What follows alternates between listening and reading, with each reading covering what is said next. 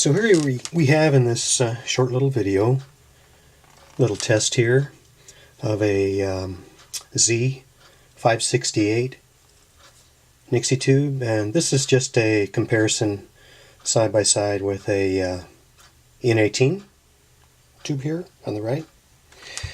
We have our meter set up with voltage output of the Nixie tube tester, and healer, does both. I'll send the website where you can pick up this kit to build that.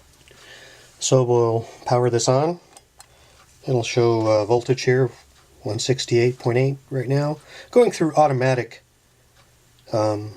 sequencing of the digits on the Z568.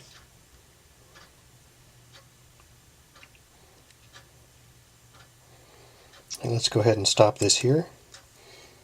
And let's see, we'll set it up with number 5. If we turn down the current amperage slightly,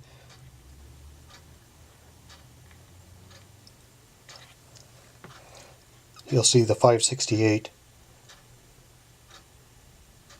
tube begin to show some degradation. And as we have here in the digit 2, we can increase the current slightly, amperage, to bring it up here a little bit and fill in the 2,